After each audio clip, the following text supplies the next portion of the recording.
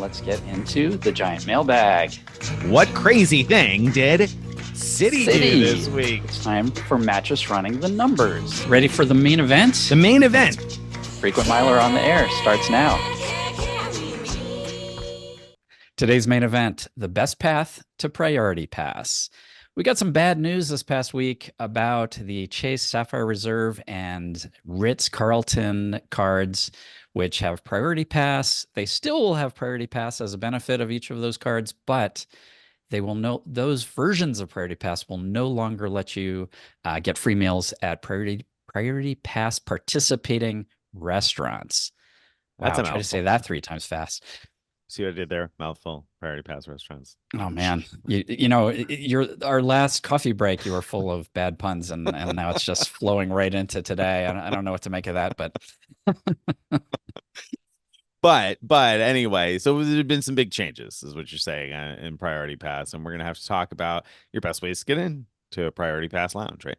yeah, exactly. There are still ways to get into get free restaurant meals at participating airport restaurants and Priority Pass activities and all that kind of stuff. So we'll get into that in today's main event. But before we do, don't forget that there will always be links to the timestamps in the show notes. So if you want to skip ahead to something or you want to come back and revisit it, you can see the notes of in the show notes wherever you're watching or listening. Expand the description, and you can find that information. And speaking of wherever you're watching or listening, don't forget to like this, give us a thumbs up, leave a comment. We appreciate all of those things. But now it's time for Greg to drag out this week's giant mailbag. All right. Today's giant mail comes once again from Mitsu. Mitsu wrote in last week. You might remember about how to pronounce Qatar, and I thought Mitsu wrote in about how you're set in your ways. That's right. He absolutely did. So Mitsu says, this time, occasionally I subject my wife to listening to Frequent Miler while we're driving, despite the fact she has zero interest in hearing it. Oh, come on, Mitsu's wife. We've got some good stuff here. You should like this. We're great puns. Right. Come for the puns, if nothing else. So Mitsu goes on to say, so I put it on and she goes, Mitsu, are they talking about you? And we both ended up laughing like crazy as you responded to my giant mail last week. Thank you for the hilarious response. For what it's worth, I actually tend to agree with what you guys settled on, Qatar, since despite it being not that close to the correct pronunciation, I'm pretty sure it's the most common way we Americans pronounce it, and it's at least, very least, going to be very clear to most of us what you mean. By the way, your pronunciation of my name was perfectly fine. It's also the most common way Americans pronounce my name and how I usually tell people to pronounce it in the US. So basically, what you're saying is we can't pronounce that either. So, but thank you. You're gonna let us slide with it. Is it Mitsu? See, now I want to know, but okay, all right. We're setting our ways though, so we're not going to change that. You're Mitsu from here on out. Right. So we're gonna knowingly mispronounce, but in the American way, Qatar and Mitsu. So there you go. Very good. Very good. Well, thank you very much. I'm glad you guys enjoyed that, and we enjoyed talking about it. Speaking of things we enjoy talking about, let's talk about this week's Card Talk. So this week for Card Talk, we have the Hilton Honors Business Card, which underwent some major changes this week. Out of the blue, out of left field, we found out that the annual fee is increasing from $95 to $195. So it's going up by $100 effective immediately or on your next renewal after, I believe, July 1st. I can't remember which month it is, sometime this summer. And it's losing some things and sort of gaining something. So it's losing the free night after $15,000 in spend. And of course, right now you get a free night after you've spent $15,000 in a calendar year. And then again, if you spend $60,000 in a calendar year, you get another Hilton free night certificate. And those free night certificates are very valuable because you can use them at almost any Hilton property in the world, aside from some of the more timeshare vacation rental-y type Hilton properties. So you can use that at the Waldorf Astoria Maldives, or I just used one at the Conrad New York Midtown. So they're very valuable free night certificates, But that's going away after June 30th of this year. You'll no longer be able to spend towards one of those. You're going to lose the 10 free Priority Pass lounge visits per calendar year. Wah, wah, wah, wah. That's kind of where it fits into today's episode. And we're going to lose the bonus categories, the 6X on select business and travel purchases. Those, again, are going to be valid through June 30th, but not after June 30th. So that sounds like pretty bad news to me. Yeah, I think so too. Lots of negative stuff there. Not unexpected as far as Priority Pass, because we had similar changes happen with the consumer Hilton Surpass card, where both the annual fee went up and the Priority Pass went away. But the free night going away, that was a real big surprise because that did not happen with the Surpass card. No, it wasn't on my radar at all. I did not have on my bingo card that they're going to get rid of the free night certificate. That just seems like a good carrot to dangle to get people to use the card. Gives them something to shoot for. And I'm kind of surprised they're getting rid of that because it seems like a way to encourage spend, but we'll talk about what they're going to do to encourage spend in the future in a second. So we're losing those things. We're not losing a couple of key things. We're not losing the free gold status. So the card still comes with Hilton Gold status, which is valuable for the breakfast credits you get in the United States or the free breakfast abroad, or I should say the food and beverage credits you get within the United States and the free breakfast you get abroad. Still going to be able to spend your way to diamond status. $40,000 in spend will get you Hilton diamond status, and you'll still earn 12x at Hilton properties. So those things are unchanged. So what are they giving us to compensate for the fact that we're losing the free night certificate and Priority Pass and the bonus categories? Yeah, so big headline new benefit is 5x everywhere on up to $100,000 of calendar year spend. So on the surface, that sounds pretty impressive. We'll talk in a minute about why maybe as you think about it more, it's not as exciting as you might have thought. $240 Hilton credit, so that's broken up quarterly in $60 chunks. And you also will get national car rental executive status, which I think we find really useful. Gives you ability to pick from the sort of nicer cars on the lot rather than the base level Emerald Isle cars. Yeah. Yeah, I love national executive status. So nice to see that on this card. So okay, the $240 Hilton credit, it's doled out at $60 a quarter, and that's good if you are going to stay at a Hilton property every quarter, or if you have a way to be able to lock in that spend every quarter. So that's kind of nice. For $95 a year, you could end up with $240 in Hilton credit. I'm not super pumped about that. Maybe we'll talk about it in a second, but it could be an okay deal. So the 5X everywhere. I mean, our reasonable redemption value for Hilton Honors points is 0.48 cents per point. So we'll call it half a penny a point to keep the math easy. So 5X is like 2.5% back everywhere. Why are you lukewarm on that, Greg? Yeah, well, first of all, there are some ways to earn more than 2.5% back on all your spend in cash. And so, as I thought about it, I'm like, oh man, these other opportunities mean getting more than 5x Hilton points if you wait to buy your Hilton points when they're on sale for half a cent each, which happens quite a lot. And if you're earning cash back like that and you allocate it like I'm going to use these for points, you also have the option of buying IHG points when they're on sale for half a cent each. So a cash back card that earns over 2.5% cash back everywhere is doing better than 5x, not just Hilton, but IHG as well. And of course is just much more flexible for what you do with that cash back in general. So that's my main thing.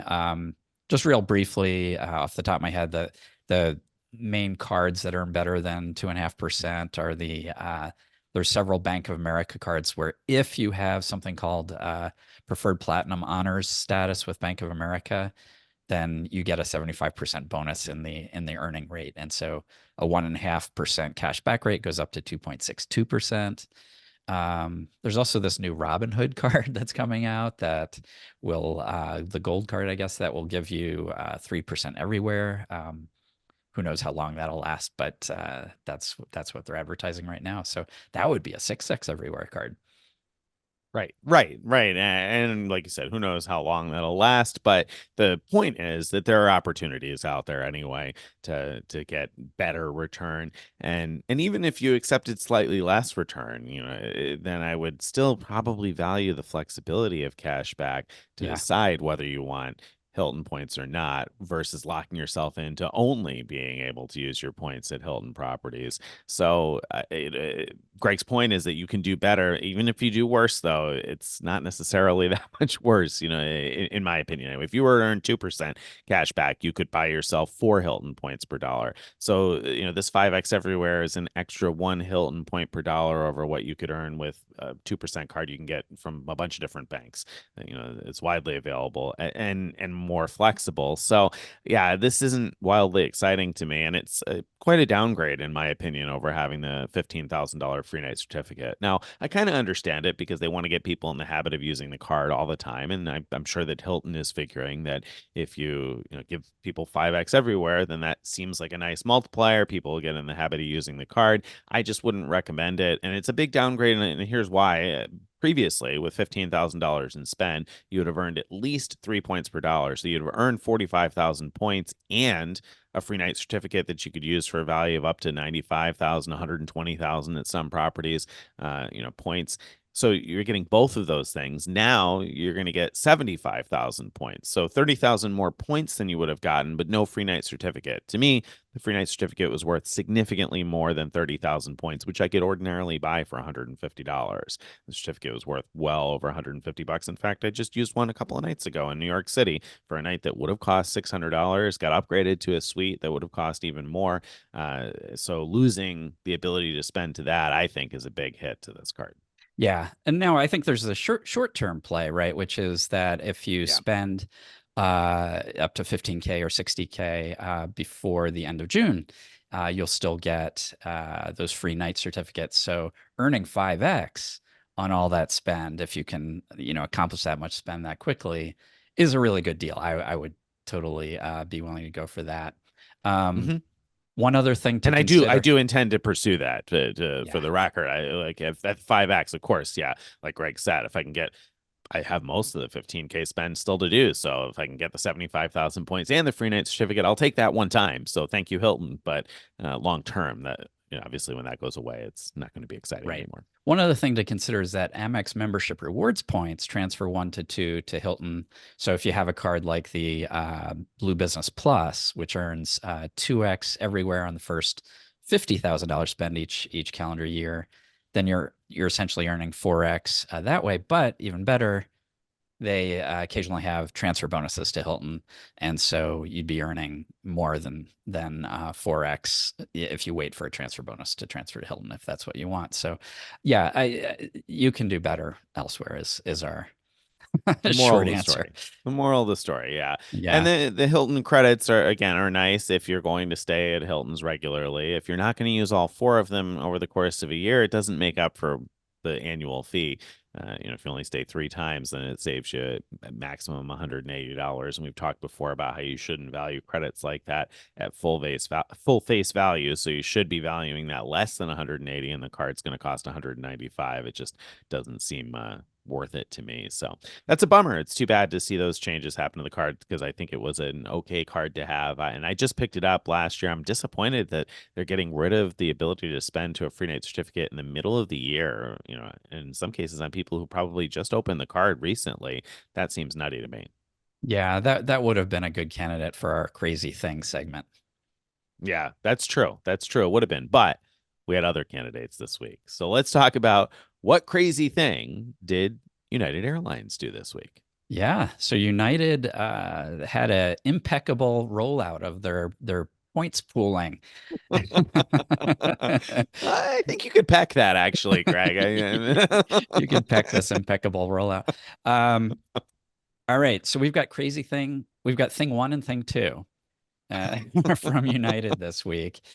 And crazy thing 1, on Friday, their website for point pooling appeared. They had a nice announcement on there about the ability, and then a few hours later, it's gone. Into the ether. Now you see me, now you don't. Yeah, So yeah. yeah, they apparently didn't work out the way they expected it to. So maybe there were a couple of deficiencies in the testing or something because yeah, I mean, wow, it lasted a few hours before they pulled it. Yeah, yeah. So that was kind of crazy, but at the same time, I mean that kind of thing does happen. All right, let's talk about the details of what this pooling is before we go into crazy thing number two here. You can pool. So what it is, it's basically a way to Well, share United miles across people. and wait, we should probably mention because I don't think we mentioned otherwise that it came back again. So Oh, it did we went not away say on that? Yeah. Friday. I don't think we did. And then I don't think we did anyway. It reappeared a few days later. So Yeah. it is live now, even though it was live for a few hours and they pulled it. They decided, okay, yeah, actually, guys, we really did mean to launch that. So it is back out. So you can pool points now. So yes, it's a good or miles rather. It's a good way to no, it's not a good way. It's a way to pool your United miles together. So let's talk about Right. what that is. Like you said, Right. what Right. that means. So, this is a problem a lot of like families have where maybe you have miles in multiple different accounts, maybe you travel together, and so the couple and their kids are each individually earning miles, but you can't normally put them together to book meaningful awards. So this is intended to solve that. You could have maximum of 5 people in a points pool. Um, Only the pool leader can redeem pooled miles. So the idea is that, one person would be in control, would create the pool and be in control of those miles once they're there. And as you invite each participant picks how many miles to contribute to the pool. So it's not like all of their miles automatically go in there, not at all. And if you change your mind, you have 24 hours to back out of that pool and get your miles back. But if you don't, then you're kind of stuck, because if you leave the pool after those 24 hours, you don't get your miles back. They stay in the pool. Um, and if you or someone leaves the pool, there's a 90-day wait period in two ways. One is that, let's say you leave the pool, you cannot join another pool for 90 days. The other thing is the pool cannot add someone else for 90 days. And so there's this No sort of quick cooling off trades period. here. What's that? Right. No quick trades here. You can't No make quick a trade. trades. Get somebody better in your pool. I actually think this part was really smart of United. We talked about last week, I believe, that one of the problems with all of these when airlines and hotel programs make it easy to share miles and points, that's great for the consumer, but unfortunately, it's also been great for miles brokers who sell miles. And there's a lot of reasons why miles brokers, that business is problematic for the rewards industry, and in my opinion. And so I think that United did this to try to slow down that kind of activity, Hmm. because someone who makes a business out of miles brokering isn't going to be able to wait 90 days every time they make a change. So that makes a lot of sense. Hmm. If you dissolve the pool altogether, miles are distributed equally across the people in the pool. So that's kind of weird, because let's say you have 100,000 miles in the pool and each of your family members contributed 5,000, and then you later dissolve the pool, then everyone ends up with an equal amount. So you end up with, far Far fewer than you started less. with. Yeah, far fewer, Yeah. exactly. Yeah, and everybody else ends up with far more. Yeah, and that's the odd thing too. Like if you leave the pool, like you said, you don't get your miles back that you put into the pool. So if I put my 100,000 in and then I leave the pool, I'm not going to get those back, and they're going to get distributed someday equally among whoever's still in that pool when it dissolves, assuming that it dissolves. Yeah. All right, Nick, what is crazy thing number two? Crazy thing number two is okay. You might say, "All right, great. Well, I can pull my miles together in order to make a meaningful redemption, but that meaningful redemption can only be on United or United Express, not on any of their partners. You cannot use pooled miles for partner award redemptions. So once you put them in the pool, They are Uniteds and Uniteds only until you dissolve that pool and divide the miles equally among the people that are in the pool. Then they could use them again for partner redemptions. But once they're in the pool, and as long as they're in the pool, you can only use them to redeem on United flights. Yeah, that's a real bummer. But there you go. That's one of the rules there. And so I think for people who use their miles primarily for United anyway, that's not going to be an issue. But for those of Right. us, especially if you're flying internationally, it's kind of hard to avoid having at least part of your award involve partners, and no joy anymore with that. I mean, that limits the utility significantly, in my opinion, because, if you're looking to pool the miles, it's so that you can have a large enough number to do something with. And there are so many opportunities to earn more miles and points that domestic flights, for instance, I think probably it's doable to earn enough miles and points in other ways if you're maximizing credit cards and category bonuses and things like that. It's the international awards where I think it's more likely, at least in my opinion, that people would need to pool their miles together in order to make a meaningful redemption. And those are the ones, like you said, where it's hard to avoid their partners. I mean, all that said, if you're traveling at peak times when using United miles is the only option and they're, charging an exorbitant number of miles, and like Greg said, if you got a family and the kids are flying and earning miles, it does make those more useful, if you're going to be redeeming in those ways. But it makes the whole operation much less attractive to me because it makes those miles so much less flexible and creates so much more complication in terms of trying to get them back into the accounts they came from, if we ever wanted to do that. So, because you can't, it's not simple. You're going to divide them evenly amongst the people that are in the pool when you dissolve it. So there's no perfect way to undo what you've done there. And I don't like making my miles and points less flexible. The value is in flexibility. So Yeah, yeah, yeah. not a fan. So theoretically, you can move all the miles to one person by Yeah. having several people join the pool and then have them back out one at a time. And then when it's just you or whoever it is that wants to have all the miles, then you dissolve the pool. And theoretically, since you're the only one in the pool at that point, all the miles should go to you. And theoretically, those miles should then be usable for everything, not just United flights. That's the theory. There's a lot of theoretical there. There's a lot of theoretical there. And I mean, that's the thing. Like, you'd have to test that theory out, and what happens if it doesn't work the right way. I'm skeptical too Eh, as to how Maybe I'll that'll try work it out. with like 1,000 miles or something, Yeah. 1,000 per person, just see what happens. Yeah, yeah, yeah. Good luck. Good luck to you. So yeah, that's the craziness for this week, United. It's complex, and I understand why it kind of needs to be, like Greg said, because of the mileage brokering, but at the same time it's disappointingly complex and restrictive there. All right. Let's talk about Mattress Running the Numbers. This week's Mattress Running the Numbers is National Car Rental. They are out with a promotion to earn double rental credit for your weekend rentals if you register and then rent between April 4th and June 8th, 2024. You got to return that last rental no later than June 9th, 2024. So does it make sense to get out there and rent a bunch of cars in order to earn free nights? Because, of course, that's the benefit of earning your national rental credits, is the path to free rental days. Yeah. So the idea is this: you could make sure first you have at least executive status with National, which is easy to do. A lot of credit cards offer free National executive status, including the Hilton Business Card that we talked about earlier in this episode. And the reason for that is then it'll take you just six completed rentals to earn a free rental day.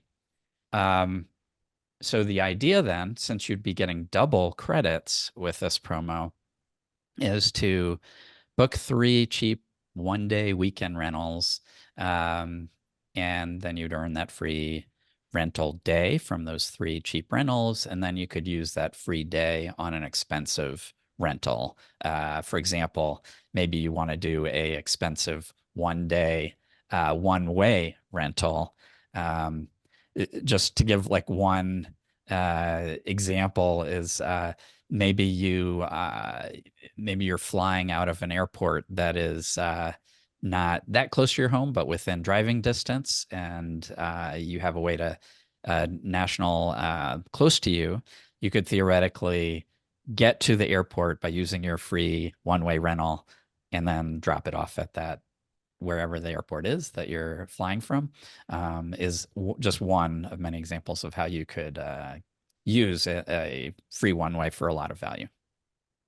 Yeah, that's how I've almost always used my national free days in the past, is for one-way rentals of some sort, because one-way rentals are usually expensive. But the nice thing with national is that the equivalent of a one-way rental drop fee is baked into the daily rental rate when you book a one-way rental. And because your free day takes away that daily rental rate, that means that you save tons of money on a one-way rental in many cases anyway. So all right, you mentioned book 3 cheap 1-day weekend rentals to get a free night. It's worth mentioning, though, that they do need to be mid-size or larger. So you can't book 3 of the cheapest possible rental cars. You need to book mid-size or bigger.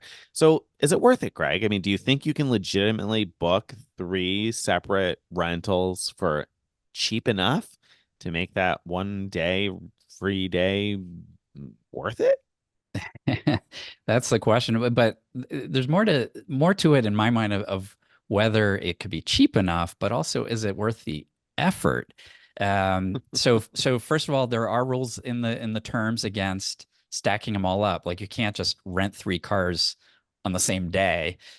So that means that you're going to be going, 3 separate times to the rental car company to rent a car just to earn one free one. I mean, that seems like a lot of work in my mind to do this.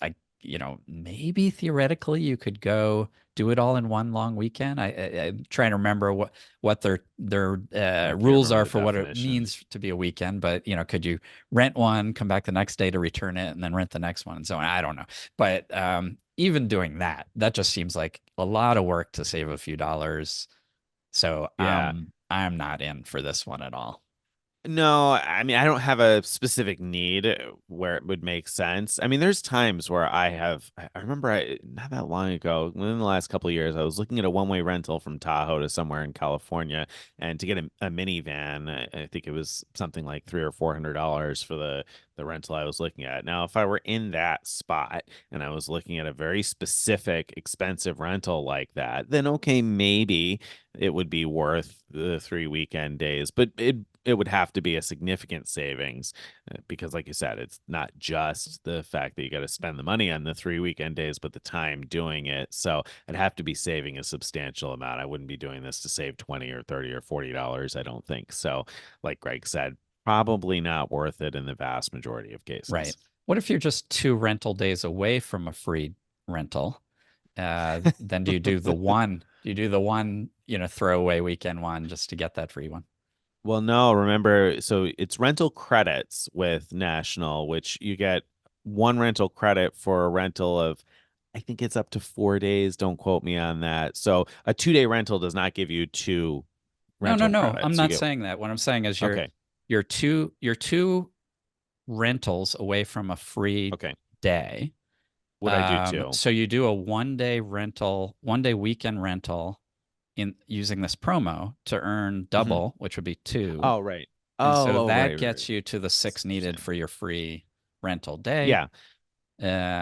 So it could be worth it in that case, yes. I think. Yeah, in that case, I think I might do it. I mean, it depends whether I think I'm going to have a need for it. I do, because of my personal circumstances, I do tend to have a use for this at least once a year. So I would probably do that because I do one-way rentals to get to New York City airports at least a couple of times a year. So I would probably consider that. On the flip side, I don't have a national right near me, so it's not super convenient. It's still a little bit inconvenient for me to have to get the national car, but the savings is usually pretty significant over my next best option. So I might consider it in that case, but that's going to be situational. I think if you just need the one rental, it could be worth it. Depends on how much hassle there is involved for you in picking up that one cheap rental.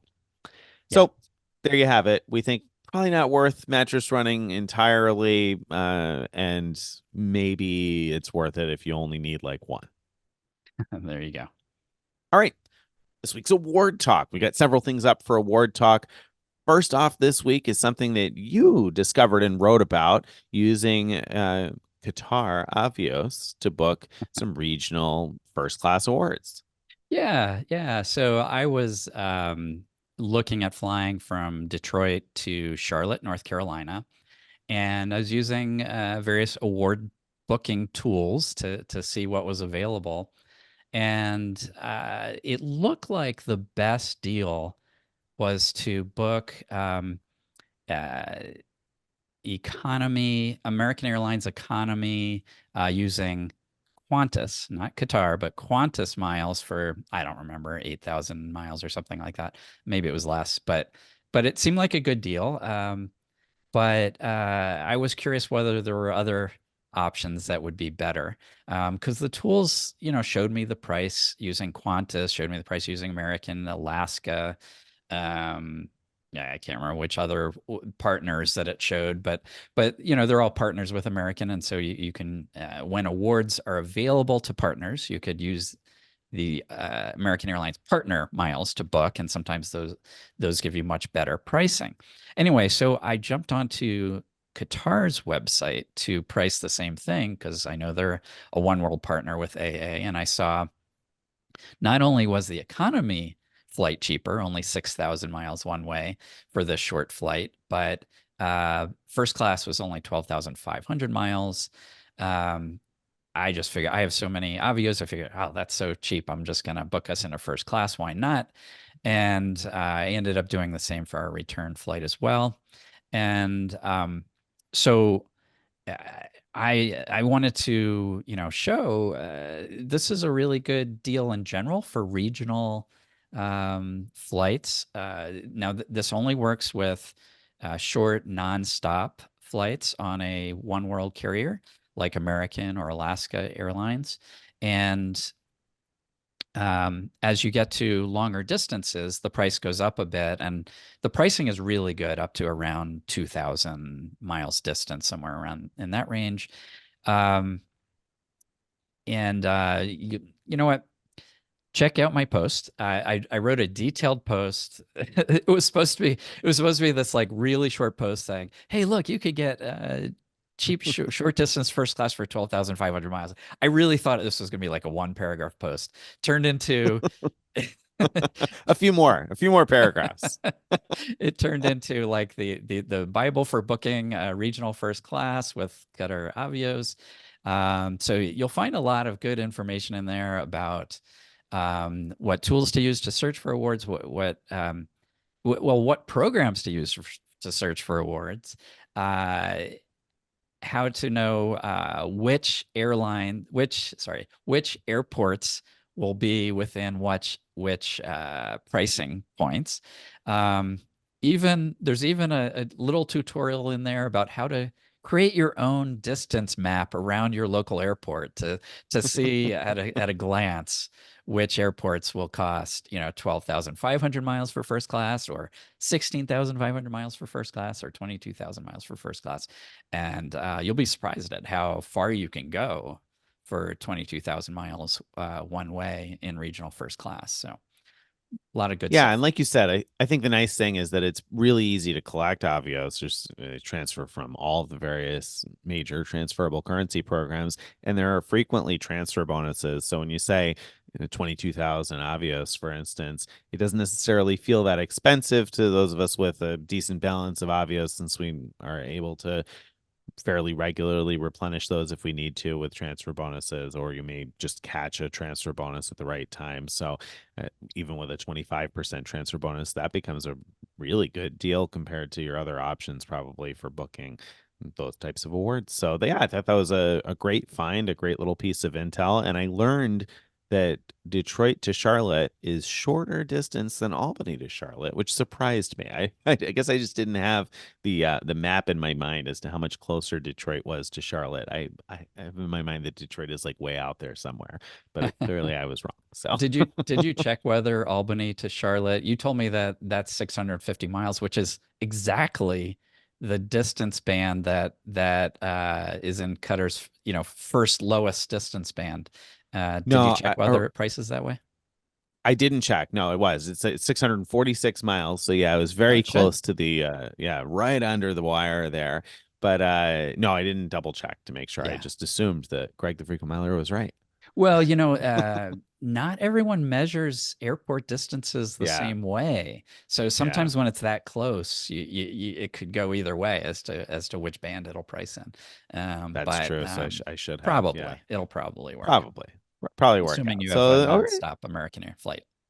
Yes, we do. We do, and that's why I was intrigued by this because I said, oh, that's kind of an interesting one. I would consider that for a weekend trip if we can find some of that Yeah. availability. Oh, So that was a good tip.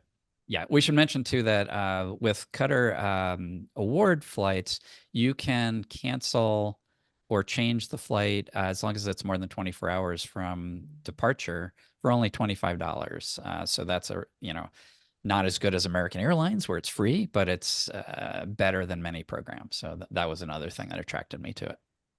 Yeah, but worth mentioning that it's not good for a backup flight because within 24 hours, that goes up to $100 to change or cancel. And within 3 hours of departure, it's just non-refundable. So Right. keep in mind that that's not your ideal program for booking a backup flight, but for a primary flight, it could certainly be worthwhile.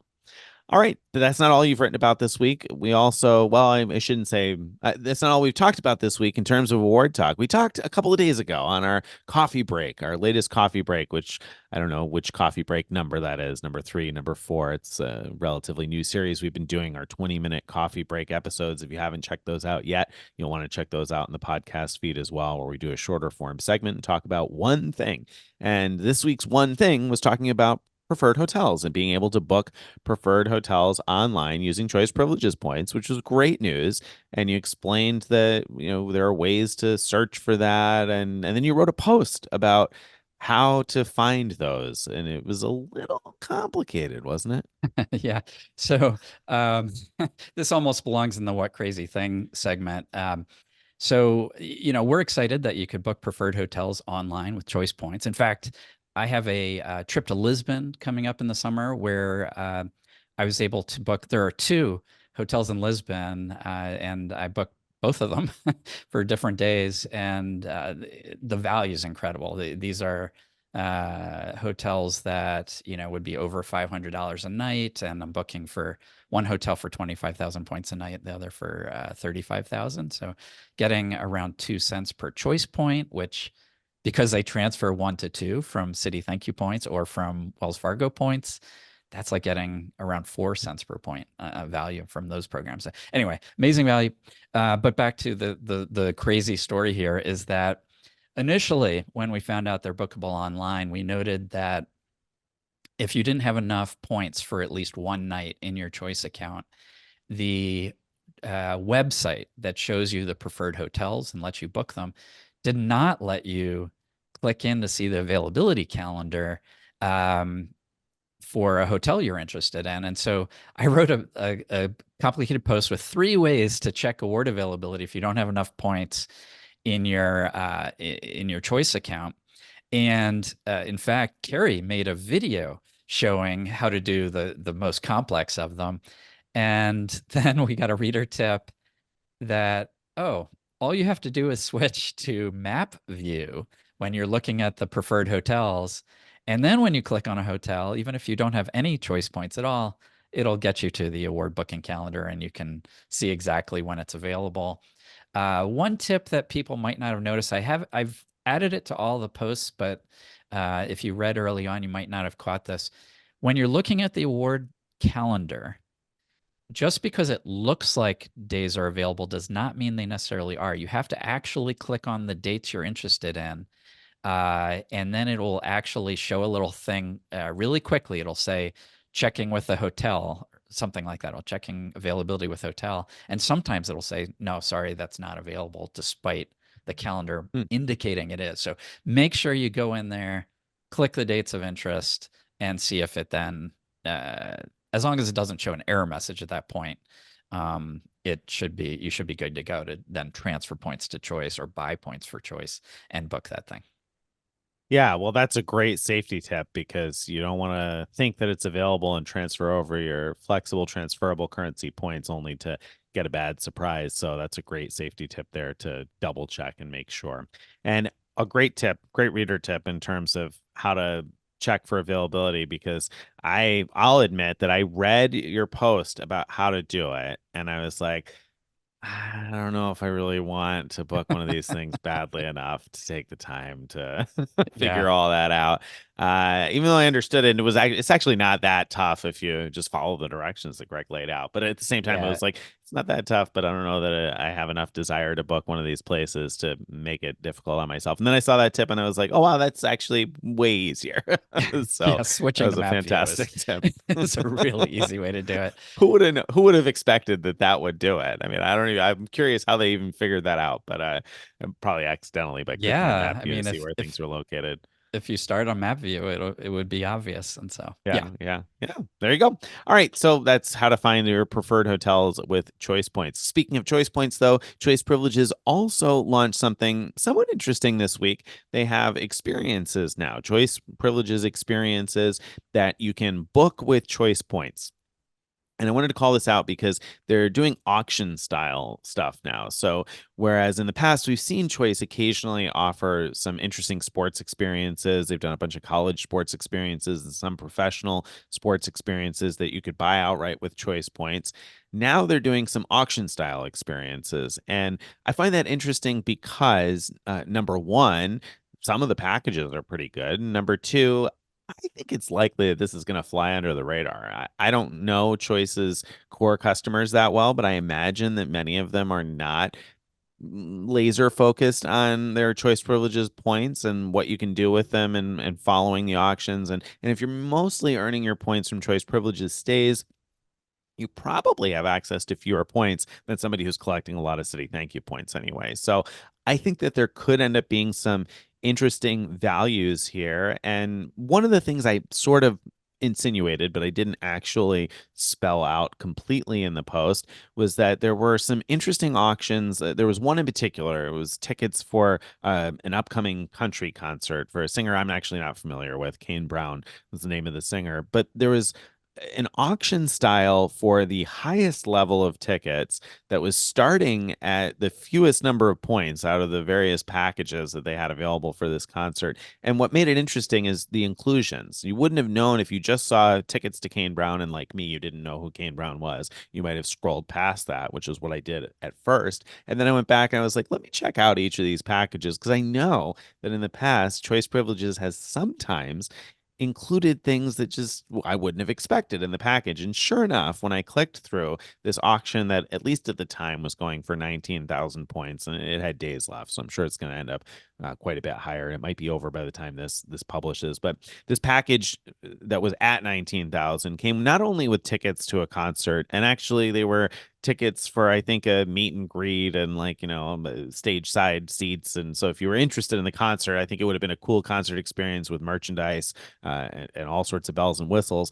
But beyond all that, it also came with a 2-night stay at a Choice Privileges property in the city where the concert was, and $1,500 in Visa gift cards in order to cover your travel expenses, presumably your flights, in order to get to wherever this concert was. I think it was in Indiana.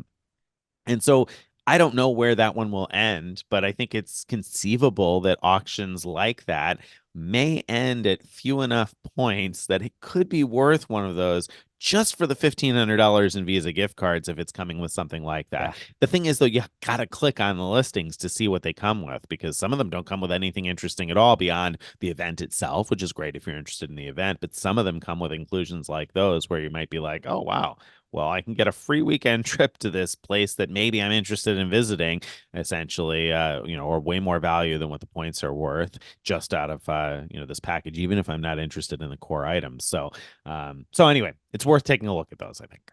Yeah, absolutely. I think that's a great tip because, I'm sure that, people in California would have never thought of looking at like the details of Toledo Mud Hens game or something like that, Right. that they would never in a million years think of going to.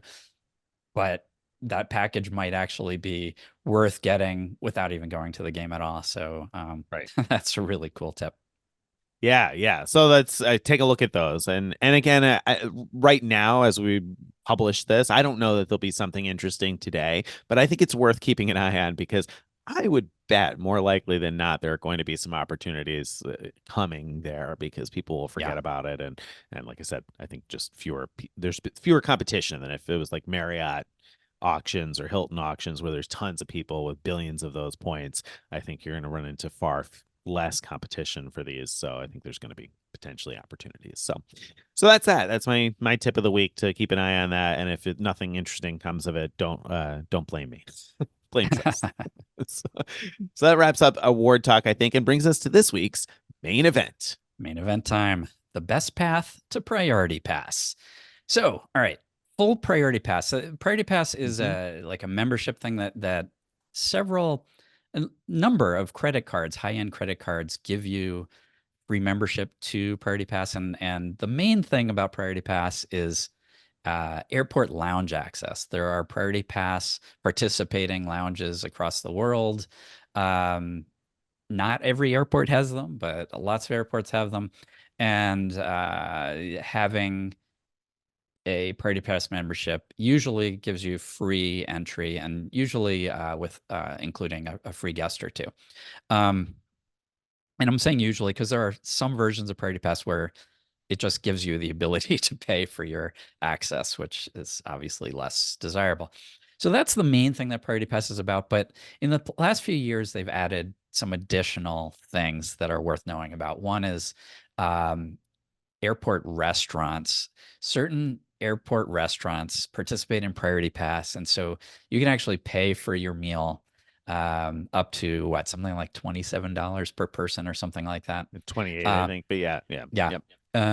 With your Priority Pass card, and so you don't have to actually pay for it except for paying for the tip. Another thing they've added are what they're loosely calling experiences, which is random other stuff is a better description than experiences, I think. But so, for example, there are within airports these things called Be Relax spas, many of which participate, and you get a free like 10-minute massage or a 30-minute chair massage. There are minute suites where sort of relaxation rooms. There's something called Game Space. And so there's just miscellaneous stuff that you get into for free with Priority Pass. And so the three categories of things that Priority Pass could potentially give you are airport lounges, restaurants, and experiences. And while ago, we learned that Amex stopped offering anything but airport lounges with their version of Priority Pass. Then Capital One Venture X, the personal card, did the same thing.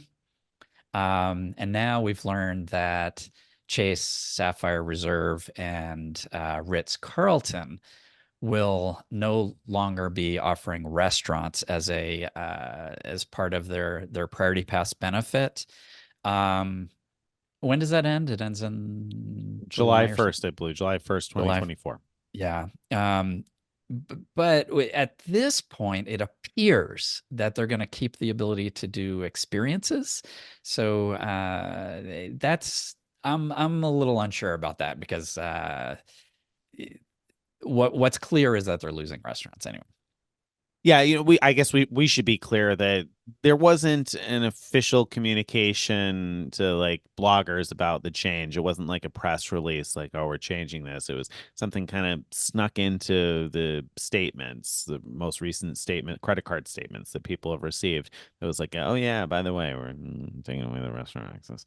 Is it's sort of at the bottom of your statement somewhere. Yeah. So we're going off of our best understanding anyway. So it looks like it's just the restaurants going away, but it's possible that they'll take away all of the experiences too. It certainly wouldn't be unprecedented. So right now we're hopeful that they're going to keep the rest of the experiences. Right. So why is this such a big deal? So last week in our card talk topic, we covered the Ritz Carlton credit card, and so that was episode 247. Mastering Marriott's Madness was the title of that episode. And we describe the Ritz card as being the best card for having the best priority pass available, because it gives you the Ritz card for $450 a year gives you a lot of great benefits that more than make up for the fee. But one of the many benefits is priority pass with unlimited guests. And at the time, that it was not limited to just lounges or experiences, but offered restaurants as well. And even better, and this is still absolutely true, you can add free authorized users to your Ritz card and ask for priority pass memberships for each of your free authorized users. So you can give a lot of people in your family, friends, priority pass for no additional fee than the one annual fee for the Ritz card. So it's still a good way to get priority pass for you and your family. But it's if you're interested in priority pass restaurants, it's no longer the best way. Right, right. And I can't imagine why they're not allowing that anymore now that when you say it that way, when you mention that, we've talked for a long time about how you can add free authorized users and they all get their own free priority pass. I have to imagine that the cost of the restaurants just started to add up for someone along the lines. Obviously, Chase lasted a long time here with it, but other issuers dropped the restaurant access, or Amex at least dropped the restaurant access relatively quickly, and Capital One also did. So yeah, I mean that's a huge bummer. I'm really bummed because there are more restaurants now participating in places that I fly through now and then, and so I've been using that now and then, and I'm disappointed that I'm probably not even going to get a chance between now and when it ends to use one of those restaurant accesses again. So Yeah. that's I a wish bit they of a had just bummer. like limited it to, maybe 4 Yeah, restaurant yeah, visits a year or something like that would have been plenty for most people, I think. But yeah, yeah, anyway, yeah. But yeah, what can you do? Them's are the breaks, but I think there's more to talk about here in terms of how you might still be able to get into yeah, restaurants, we're going and to of talk course how you what can you get do them. if you want Yeah, to have a priority pass that includes restaurants, includes activities. Then we're gonna go through what I'm gonna call the Wack-a-mole Alternatives. And I'm calling it that because we don't know how long these alternative options will last. Will we get an announcement next week? Will we get it 5 minutes after we finish recording this episode? Has it already come into our email box while we're recording the I'm episode? literally checking my email as you're talking. Wouldn't be Good. the first time. Um, all right. So we're going to list a whole bunch of alternatives from best to worst, roughly, because the details will really matter. In your circumstances will really matter as to what is best. But what I think is probably the best current option for many, many people is the VentureX Business Card. Unlike the consumer VentureX card, the business card does allow restaurants with their priority pass. The card has a $395 fee, but it comes with annual $300 travel credits for travel booked through the Capital One portal. And it's really like travel discount, really, the way they implement it. And 10,000 point anniversary bonus. So the net cost for this, if you use that full travel discount and value the 10K points at only $100, the net cost is zero, or even minus $5 if you want to call it that, for having this card, and you get a great version of Priority Pass. Yeah, yeah. It's very similar value proposition to the consumer card, but a better priority pass. So I think that's unquestionably at this point the best option. But like Greg said, who knows when we're going to find out that changes, if it does. So that's one option, but not the only one. So there are a number of other cards that offer you some opportunities here. The U.S. Bank Altitude Reserve Card, which is a card that we've both talked about before, and I think has a spot in both of our digital wallets. That card offers 8 priority pass visits a year, and those do include restaurant access. Now, that card costs $400 a year. That's the annual fee. but it has $325 in automatic travel and dining credits. So that those credits just post again automatically when you make qualifying travel or dining purchases anywhere.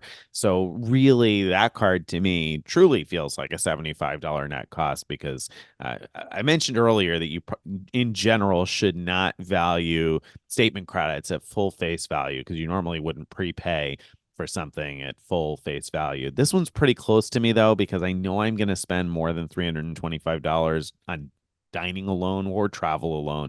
Yeah. No less both of those two categories every year. So it's just an automatic for me to earn that. So it really does feel like a $75 net cost to me. And you get 8 visits that could include restaurants. Right. And it's worth noting that those 8 visits count against you if you have guests. So if you have one guest with you, then it's like 4 visits with 2 people because each of the 8 is for one person, one visit kind of thing. Wait, I didn't follow your math. If you have one guest with you and the 2 of you go in, then it's then like you using could 2 visits. then you could go right? into a lounge 4 times a year because you're going to Oh, use yes, 4 2 of times a year. those I see. passes each visit if you go Yep. with if there's 2 people going. Okay, I understand. Yeah, sorry, I misunderstood what you said there. Okay, yeah, so that's true. So there you go. That's one option, but there are others too, right? Yep. So another one, Business Altitude Connect card, gives you 4 visits a year. So it's similar to the 8 visits, I guess, from the Altitude Reserve, but you only get 4, and that's a $95 card. So if you're not into getting those, I guess, travel credits from the Altitude Reserve, then that's a cheaper way, to start, I guess. Although I still think the Altitude Reserve is a better option for most people. I agree. I agree. The Bank of America Premium Rewards Elite Card, which that word elite I emphasized because it's not the Premium Rewards card, but the Premium Rewards Elite Card. The Premium Rewards Elite Card costs $550 a year. That's a pretty steep annual fee. It comes with $300 in airline incidental credits and $150 lifestyle conveniences reimbursement. What does that mean? So it includes anything you spend on rideshare, food delivery, video streaming services, and fitness, which is sort of an odd one in there. But they actually list out all the what are called MCC codes that qualify on the website. So you can, if you know what you're doing, you can figure out which of the things you buy qualify for that. Well, okay. So that card, $550 annual fee, but it comes with $300 in airline incidental credits and $150 in your lifestyle stuff. So assuming you used all that and valued it all at face value, then it's sort of like $100 net cost. And that card also comes with 4 visits a year, right? Or wait, is it 4? No, If I see no, 4 unlimited memberships. visits. You get 4 memberships. So this is really interesting in that if what you want is to have Priority Pass not just for yourself but for other family members, other friends, you get 4 full memberships. You don't have to set them up as authorized users. So it's not like the Ritz card. This is just flat out. I have this card. I want my wife to have a Priority Pass membership of her own. Okay, great. I've got 4 memberships, so I'll give myself one, I'll give my wife one, I'll give my son one, so on. So You give your that's favorite pretty. employee one. You could give your employee one. Yeah, that's true. I don't have this card currently, so I can't. But theoretically, I could. Theoretically. The reason this card was not at the top of the list is that the credits are much harder to earn than like the US bank one or the Venture X business credits, in my opinion. Like, so $300 in airline incidental credits. This is meant to be where there are airline fees of some sort. It's not meant to be like airline just buying airline tickets. And then lifestyle conveniences, I mean, that's pretty broad, but you have to think about making sure that you use the card to get those. So they're not that hard to use, but they're not, you have to think about it. Not slam dunks necessarily. Although I No. think, correct me if I'm wrong, I think the way airlines incidental credits work with Bank of America is they are automatic, and And I think that most airline purchases, at least in my experience, have triggered the premium rewards cards, airline incidental credits. I can't think of a time I bought anything airline related that didn't trigger that. But so I don't know if they'll necessarily be super challenging, but I agree with Greg that that set of credits is not as easy to me as the altitude reserves. Yeah. So all right, yeah. I mean One that's other a note about possibility. this card I want to point out is that the terms for the Priority Pass explicitly list lounges and experiences, but they don't list restaurants.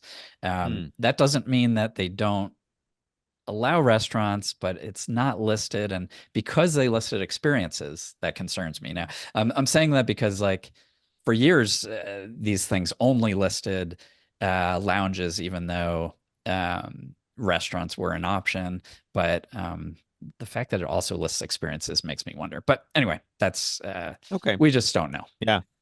There you go. There you go. All right. We also have a couple other cards. The UBS Visa Infinite Business, which I'm not particularly familiar with this card. It costs $550 a year and has $350 in airline incidental credits. So sort of a net fee of $200. I don't have the card, so I don't know how easy it is to use those airline incidentals. But that comes with a Well, Priority Pass membership. yeah, let me mention it's not airline incidentals. It's actually airline credit. So Oh, you can airline buy a credit. full ticket and you get $350 back. So I think the $350 is pretty easy to earn, but it's still $200 net. And you get Priority Pass with that. And theoretically, that would include restaurants and everything. So another one also from UBS is the, excuse me, the personal Visa Infinite card. So previously we were talking about the business version of the Visa Infinite. The personal one, $495 annual fee and $250 airline credit. So whereas the business card was $200 net after credits, this one is $245 net after credits. So yeah, I mean, not too bad, but not the best out there. I'm going to go ahead and mention the Citi Prestige card. You can't get this if you don't already have it. It's a discontinued card, but still available for those who have it. It has a $495 annual fee and a $250 easy to earn travel rebate, just general, whatever you spend on travel. So $245 net cost to that card. And it has a good version of Priority Pass. Unfortunately, though, you can no longer get that card. You can't even product change to it, Right. So Right. that card's only going to be relevant for you if you have it. But if you still have it, then it's potentially a deal on getting a Priority Pass that includes restaurant access. Right. And then finally, the Barclays Emirates Skywards Premium World Elite Mastercard. So this one has a $499 annual fee. So I'm not really sure that I could recommend I anyone listed it ever. here because they advertise the Priority Pass benefit, but I do not see. I mean, you have to be an Emirates fan for this one. Yeah, a big Emirates fan, probably for that one. Very big. So, and not a fan of collecting their miles through transferable currencies, I guess, or something. I don't know. Yeah. There's some benefits, but not $500 worth. Right. Right. So All right. all right. So there you go. You get into some restaurants still. Yeah. Yeah. So what's your plan, Nick? What are you going to do to get in restaurants once your Ritz Priority Pass becomes a pumpkin? I obviously I'll use the Ritz one. That'll be the one I carry most of the time in my wallet because I don't always visit restaurants. But I guess what I'm going to have to do is figure out how to request or find or reissue a Priority Pass for my Altitude Reserve card. If I got one in the mail, I don't know what I did with it. I don't know if I have to enroll in that, but I'm gonna have to call US Bank because I have an Altitude Reserve, and so I have a family of four. That would get me 2 restaurant visits a year. That would probably come close to meeting my needs. So that's not horrible because I'm going to keep that card no matter what, because of course that card earns 3x on mobile payments everywhere. And so because you can use the points at 1.5 cents per point, it's kind of like a 4.5% back card for in-person payments of any sort. So I'm going to keep the Altitude Reserve long term. So for now, that will be the way that I get restaurant access anyway. I assume probably similar answer for you. No, I still have the Citi Prestige card. Oh, you have the Prestige card. My So my answer will be to, yeah, dig out the long buried Priority Pass card if I can find it. Otherwise, just like you said, request a new one, and then set up a online account with Priority Pass for that one. So I have my online account is specifically the one I have right now is specifically for my Ritz card.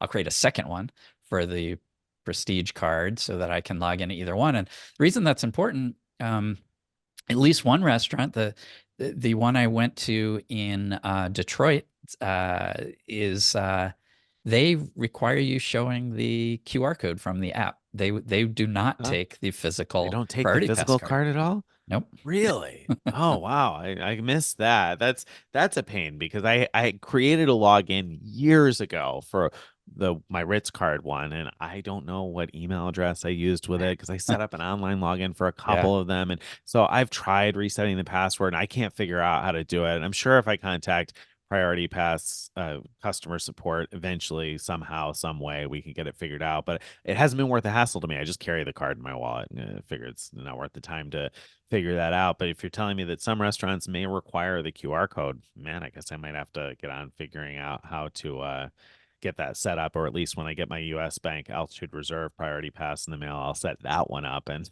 try to remember the login information. Yeah, yeah. So anyway, backing up a bit, I think I still think the Venture X Business is the best option for someone sort of starting from scratch. If you already have Priority Pass from some other card and you intend to keep that other card, I think a great option is to get the Altitude Reserve card because it's a great card to have anyway, earning 3x for mobile wallet payments. So anytime you use your Apple Pay or Samsung Pay or whatever, you get 3 points per dollar. That's sort of like 4.5% back towards travel. And because of the travel and dining credits, it only costs net $75 a year, which is less than, most, there's many like $95 a year cards on the market, and they don't have nearly the benefits that the Altitude Reserve does. So I think that's a really good option. And so my point is like use your other Priority Pass for everything that it can do, anytime you're going into a lounge, but use your Altitude Reserve for your restaurants. And then that's a good combo. Yeah, I agree. I think it makes a lot of sense. Very good. All right. So you got some opportunities, some options, some things you can do. We gave you some good suggestions there to consider if you are bummed that your Sapphire Reserve and Ritz card are losing restaurant access in July of 2024. So enjoy it while you've got it, and then come up with your backup plan for what you're going to do after that. Speaking of plans, that brings us, I think, to this week's question of the week. And so for this week's question of the week, we had a question come in Frequent Miler Insiders that you're not necessarily going to have a complete answer to in a couple of minutes. I feel like this is a sort of complex topic, but I thought it was an interesting one to figure out how you would go about thinking through it. Not necessarily the perfect answer, but how you would think through it. So Andrew in our Frequent Miler Insiders said, stuck on deciding between two hotels, the Trafalgar St. James London using cash, which would be $1,000 total, and earn 34x as a Hilton Diamond member with the Aspire card. So between the points earned from being a Hilton Elite member and the points earned on the card, earn 34 points per dollar, so 34,000 Hilton points. Or stay at the Fleming's Mayfair London using Hyatt points, which would cost 60,000 Hyatt points total. Said, help me decide. So how do you determine when you're looking at paying a cash rate and like, oh, I can earn X number of points, and if I pay this cash rate and earn elite status, versus using points and saying, okay, well, there's, so 60K I could use and not have to pay anything, or I could pay 1,000 and end up with 34,000 Hilton points. What things do you consider? How do you make a decision like that? Yeah. Oh, that's a great question. Yeah, and as you said, it's not like I have a solid answer off the top of my head, but I'm going to try to work through a sort of half answer here, which is personally, because I earn so many points from new credit card bonuses, from referring friends, from portals, you name it, things that have nothing to do with actual travel. I tend with most travel to look at first and foremost, just are there good opportunities to spend my points? I'm not usually paying much attention to the earning side from the point of view of travel. It's sort of this blanket thing in my head that, like, ironically, travel is not a particularly good way usually to earn points. There's lots of other ways. That said, there are definitely situations like that with Hilton where the points earned are a fantastic rebate. Especially Hilton so often does like double, triple point, promos that, maybe if you book it now, maybe they'll have a promo running during the time of your actual stay, and you do even better than 34 points per dollar. So it could be really meaningful. But how you determine, I guess you could logically, figure out your net cost of your stay after the points rebate, basically. Like, decide, okay, Hilton points are worth about half a cent each, so I would get back, this many points. Or in that case, it would be what, something like 17% back. Yeah, $170. Yeah, exactly, 17% back. So your net cost on that $1,000 stay, if you value the 34,000 points at half a cent each, is going to be $830. Yeah. And then you could look at the Hyatt stay and say, well, I value my Hyatt points at X amount. And so if I spend this many, it's going to cost me this much. And then you have like an apples to apples comparison. Yeah, and in that case, so you'd say, okay, well, let's say I value the Hyatt points at 1.5 cents each to keep the math relatively simple. So 60,000 points is worth about $900, let's say, in that case. And so your options are to use $900 worth of Hyatt points or spend $830 in cash. And which is the better answer? I mean, that's going to be very highly variable from person to person as to which one is the better answer. I think, to Greg's point, one of the things that I think you should be considering is, how many points do you have?